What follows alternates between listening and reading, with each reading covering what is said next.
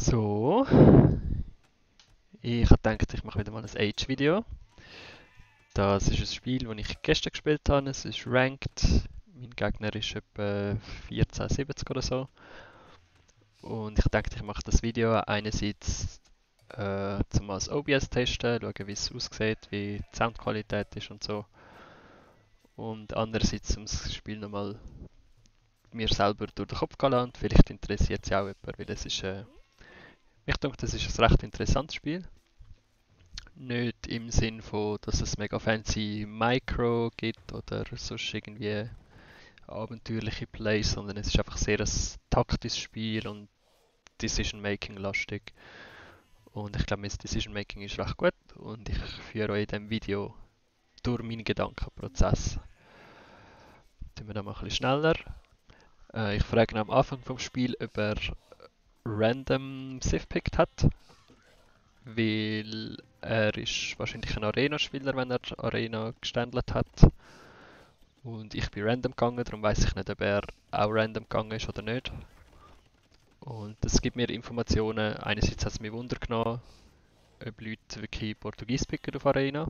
Und andererseits gibt mir das auch Informationen in Bezug aufs Spiel.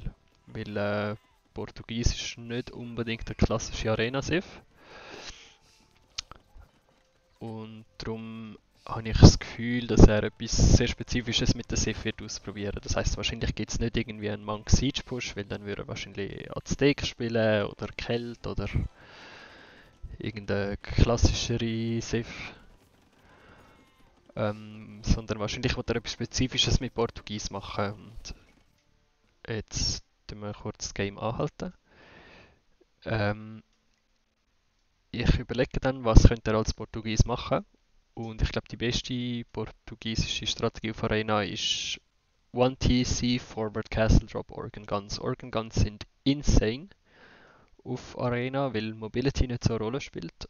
Sie haben einen höheren Damage Output, sie können Gebäude recht schnell einreißen, inklusive Town Centers. Und sie sind sehr gut gegen Archers. Sie haben 7 Pierce Armor. Und da ich ein Archer Civ spiele, ist es sehr wahrscheinlich, dass er Organ Guns wird gegen mich ausprobieren.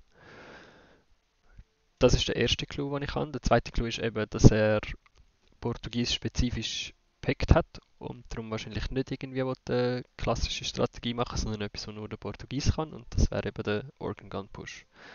Andere Variante wäre, dass er Fast Imp wird spielen, aber ich denke, das ist eher unwahrscheinlich. Und darum vermute ich, dass er wird Organ Guns gehen. Ein weiterer Clou, wo es mir gibt, dass er wahrscheinlich mit Organ Guns geht, ist eben, dass ich wie gesagt ein Archer Sith bin und sehr wahrscheinlich nicht unbedingt wird Scout Opening spielen.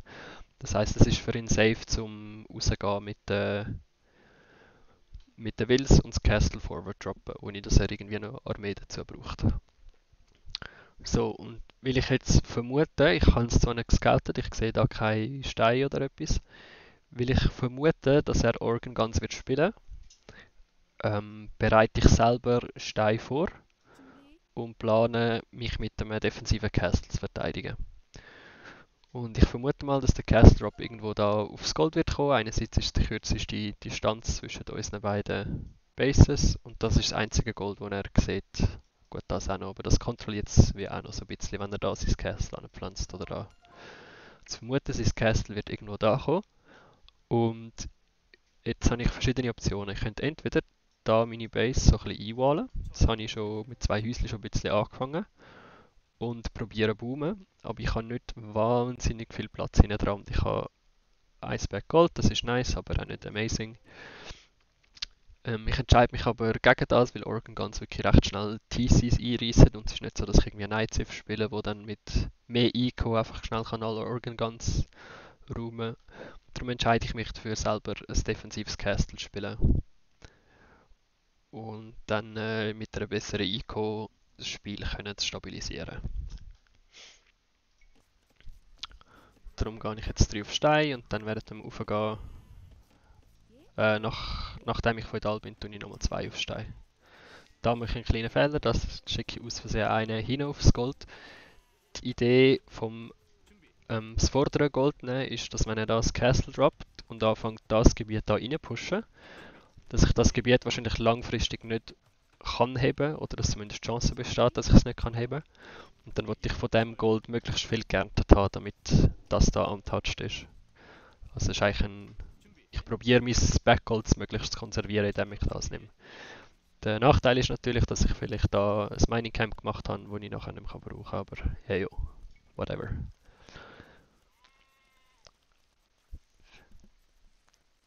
Er ist relativ schnell feudal, hat es mich gedacht. Darum bin ich nicht mehr ganz so sicher, ob er wirklich will, ein Castle droppen, aber es ist natürlich nicht ausgeschlossen, dass er einen Low-Eco-Approach spielt.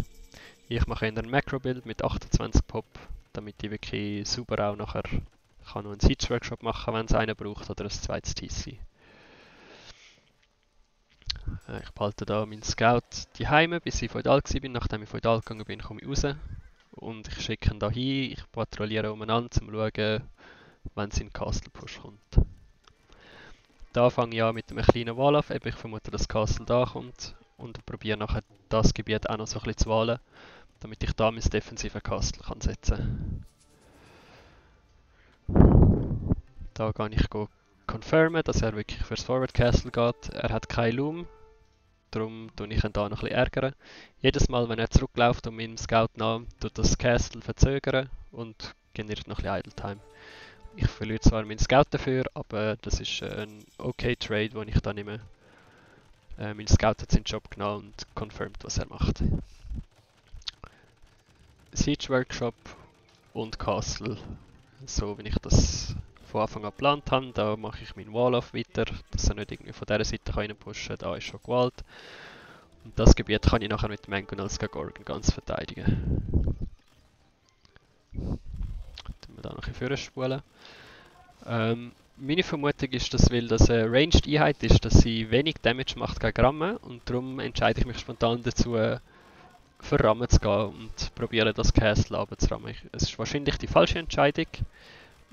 Ich stelle mir das ein bisschen einfacher vor, als es dann effektiver ist. Ich würde auch gescheiter einfach Mangonels machen, das Gebiet verteidigen und das zweite TC gehen. Jetzt schauen wir da schnell. Das ist der Moment, wo ich herausfinde, dass War Wagons ganz schlecht sind gegen Organ Guns. Das habe ich auch nicht gewusst, sie schmilzen einfach. Das sind 2, 4, 6, 9 Organ Guns und sie können easy two-shotten. Wenn ich jetzt da 2 Mangonels hinten dran hätte, dann wäre das überhaupt kein Problem. Aber jetzt habe ich einen Guard Tower machen. Vorteil am Koreaner, gratis Guard Tower macht die Defense natürlich ein bisschen einfacher, aber wir sehen da, wieso Organ Guns so mächtig sind in Castle Age. Sie können den Guard Tower einfach tanken mit der 7 Pierce Armor. Ich verliere da ein bisschen Wills, Lappi, aber das Wichtige ist einfach, dass er da nicht durchkommt, dass ich das Gebiet kann stabilisieren kann. Mit den Mangonels probiere ich einfach ein bisschen Damage zu machen. Ich probiere nicht irgendwie die wirklich zu töten oder so, aber je weniger HPs hat, jede Organ Guns, die ich töte, ist wertvoll. Weil er seine Organ Guns da und entscheide ich mich dazu, den Rahmen, den ich fälschlicherweise gemacht habe, forward zu schicken, dahin. Das war in Retrospektive eine Fehlentscheidung gewesen, weil er hat da Wills, wo er den Rahmen kann abhauen und er hat genug Organ Guns. Und Organ Guns machen Rahmen erstaunlich viel Schaden. Erstaunlich viel. Die Wills kann ich da noch töten mit meinem Castle, weil ich Botkin Arrow schon habe. Aber die Organ Guns machen gleich genug Schaden der Rahmen, damit ich das Castle nicht runterbringe bei dem Push. Das ist der Moment, wo ich langsam ins Schwitzen komme, weil er hat demonstriert, dass er recht gutes Micro hat gegen Mangonels, da auch wieder. Und dass es nicht so einfach wird sein, ihn mit Mangonels zurückzupushen. Und offenbar komme ich auch mit Rammen nicht so einfach durch sein Castle durch. Und War Wagons verlieren mega gegen die Organ Guns. Zu dem Zeitpunkt komme ich ein bisschen ins Schwitzen, aber ihr seht da, ich habe schon das zweite TC, ich habe eine Farm Eco, ich bin in Eco ziemlich sicher voraus, obwohl sein Score da noch vorne ist. Jetzt nimmt es mich gerade Wunder, was der Will Count sagt. Villager 4 voraus und das, obwohl ich da welche verloren habe. Also das ist definitiv ein One-TC-Play.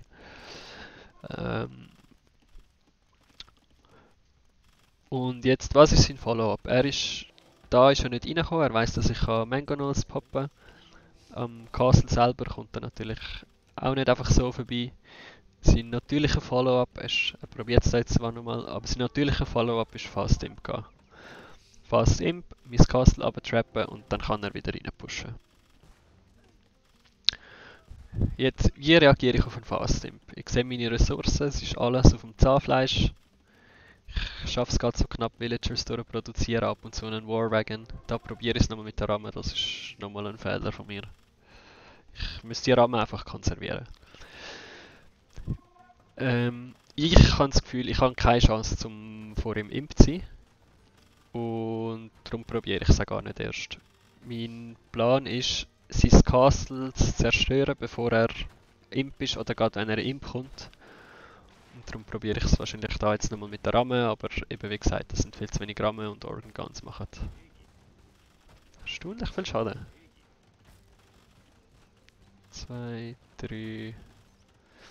Okay, sie tun eine Ramme 4 Schatten mit. Sind das vielleicht 10? Schon noch heftig. Darum der Plan ist jetzt einfach, möglichst viele Rammen zahlen und dann im letzten Zeitpunkt, bevor er mich anfängt zu traben, mit der mächtigeren Eco, mit der Ramme das runterpushen. Wenn er das Castle verliert, kann er mich nicht mehr traben. Und dann ab dann kann ich das Spiel stabilisieren und mit der besseren Eco noch drehen. Jetzt sehe ich, dass er von da kommt. Ich habe da schon einen kleinen Wall-Off gemacht, aber bin noch offen. Ich bin aber immer noch auf Stein, weil ich nicht gewusst habe, ob ich noch mehr Guard Towers brauchen und ich habe gar genug Stein, um zu denken, ja, whatever. Mache ich noch ein zweites Castle dahin. In einer defensiven Position. Dann habe ich da einen Guard Tower, Castle, Castle. Dass er definitiv nicht mehr wird reinkommen, Castle Age, sondern er muss ihm gehen, er muss noch mehr von seiner Ego opfern, er muss ihm gehen und mich anfangen zu traben, sonst hat er keine Chance. Und meanwhile bin ich da am Rammen für schicken. Nein, get back. Aber ich brauche sicher 5-6 Rammen, um das Castle zu reissen. Und das ist mein Plan. Ich sehe da, ich gebe meine Ressourcen einfach für Wills und Rammen aus. Die Warwagons sind einfach so ein bisschen als Support gedacht, um den Rammenpush nachher können beschützen. Die Wills hinten dran, Repair Wills umlassen und Organ ganz noch ein bisschen beschäftigen. Warwagons sind recht tanky, mit gratis Armor Upgrade können sie auch mal einfach unter einem Castle hocken. Ja, und jetzt warten wir eigentlich einfach darauf, dass ich genug Rammen habe. Jetzt ist er Imp, ich habe 4 Rammen, ich schicke es gerade, 5 ist noch on the way. Seine Organ Guns sind noch ein bisschen out of position. Ah, jetzt sind sie sogar wieder da. Organ mit den Warwagons dive ich, um die Organ Guns und die Wills hinten wegpushen. Und mit der Ramme hole ich das Castle. Da noch Petarden for good measure, weil ich doch ein bisschen wenig Rammen hatte. Und ich sehe jetzt zu dem Zeitpunkt, ich kann, wir schnell anhalten, ich habe 20 Wills mehr als er. Er hat einen Tech Advantage, aber es hat ihm einen Trap gebracht, den er nicht wird können beschützen. Ich habe 7 Warwagons gegen 2, 4, 5 Organ Guns, die er da hat. Plus die 4 Rams. Das heisst, ich werde das Gebiet können zurückpushen, wahrscheinlich verliert er noch ein Wildzei. Und dann habe ich Zugriff auf das Gold, die Steine. Ich habe komplett Map Control, ich habe die bessere Eco, ich kann Warwagons aus 2 Castles raus produzieren. Das Spiel ist zu dem Zeitpunkt meiner Meinung nach vorbei, auch wenn er da im Moment gerade noch das Score Lead hat, weil er eine viel bessere KD hat.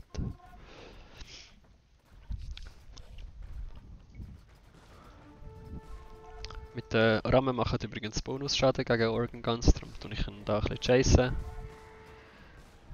Mit der Warwagon sollte ich wahrscheinlich die Organ Guns fighten und nicht die Wills. Sie machen so wenig Schaden, das ist unglaublich. Die Einheit kostet glaube fast das Doppelte von einer Organ Gun. Und ja, ich kann jetzt da eigentlich einfach weiter pushen, denke ich zumindest. Und das Spiel geht da beenden. Er ist zwar Imp, aber er hat Low Eco, es bringt ihm wie nichts, weil er keine Traps machen kann. Er hat keine Chance, um irgendwie Elite Organ Guns zu machen. Er wirkt aber da noch das Castle auf und dann denke ich, okay, whatever, gehe ich zurück. Eigentlich, meiner Meinung nach, ist das Spiel wirklich vorbei. Ich verstehe es aber, dass er nicht aufgibt, weil er Portugies ist. Er hat einerseits Feitorias, wo er sich kann zurück ins Spiel boomen ohne wirklich Wills müssen produzieren. Und mit Ballistic Bomber Cannons kann er recht lang sich verteidigen. Gut, schauen wir die Situation an. Ich habe mir Imp gekauft. Ich weiß, dass er schon Imp ist, aber dass er weniger IQ hat als ich. Und ich weiß, dass er weiß, dass ich Warwagons und noch ein paar Rammen habe. Was countert Warwagons? Er könnte theoretisch Chevalier gehen als Portugies, denkt mir aber eher unwahrscheinlich, dass er die IQ dafür hat. Das heisst, die natürliche Antwort auf den Warwagon ist der Skirmisher.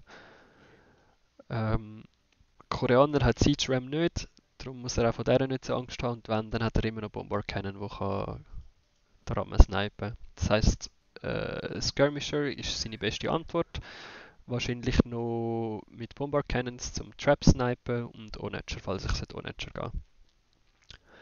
Gut, das heisst, ich antizipiere, dass, weil er das gesehen hat, dass er wird Skirms gehen. Was ist die Antwort für Skirm? Einerseits tue ich Captram upgraden zum Skirms tanken und andererseits mache ich dann Stable. Ich habe zwar nicht mega gute IQ für das, aber ich brauche, sobald ich Imp bin, ich brauche eigentlich nur Bracer und für sonst brauche ich meine Nahrung für nichts. Das heisst, ich habe ein bisschen Nahrungführung. Und die Nahrung kann ich brauchen zum Lightcav gehen. Und die koreanischen Lightcavs sind miserabel, das heisst, das ist ein unüblicher Play und er wird wahrscheinlich auch nicht damit rechnen. Aber ich denke, es ist in dieser Situation der absolut richtige Play gegen das, was er macht. Weiterer Vorteil von Map Control haben, natürlich Reliquien sammeln. Da scoutet er leider meine Stables, das ist mehr oder weniger problematisch. Ich tue aber trotzdem noch Warwagons hinten dran spawnen, also er kann nicht einfach in Hellebardier schnell reintechen und das Spiel stabilisieren. Also, ich bin Imp, Capped Ram sofort und Lightcav kann ich auch rein streamen. Eigentlich könnte ich zu dem Zeitpunkt auch aufhören, Wills machen, aber ich spiele safe und mache trotzdem noch Eco, obwohl jetzt wahrscheinlich dann gerade der game-beendende Push kommt. Captrams sind wie gesagt einerseits zum da aufbrechen, zum Arrowfire vom Castle und von den Skirms tanken, aber es ist nicht unbedingt der Core von meinem Push. Der Core von meinem Push sind die guten koreanischen Lightcav. Traps mache ich einfach noch, um noch ein bisschen Pressure aufs Castle zu haben, aber wahrscheinlich sterbt jetzt dann gerade gegen Bomber Cannons, das ist mir bewusst. Ich wollte einfach möglichst viel Pressure auf das Gebiet da machen. Und ab jetzt ist es eigentlich einfach Sammelpunkt von den Castles und von den Stables gegen Führer setzen und dann aufs GG warten.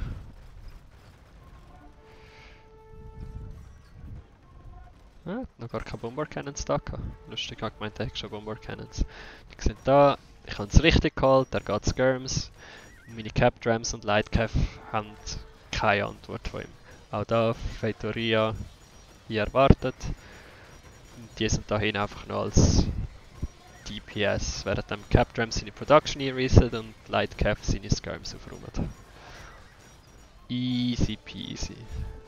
Da die Bomber Cannons leider ein bisschen spät und ein bisschen zu wenig und auch die kann ich mit der Lightcav recht easy snipen. Pike Switch kommt spät von ihm und ich habe jetzt doch schon 32 Warwagons. Und das Spiel ist vorbei.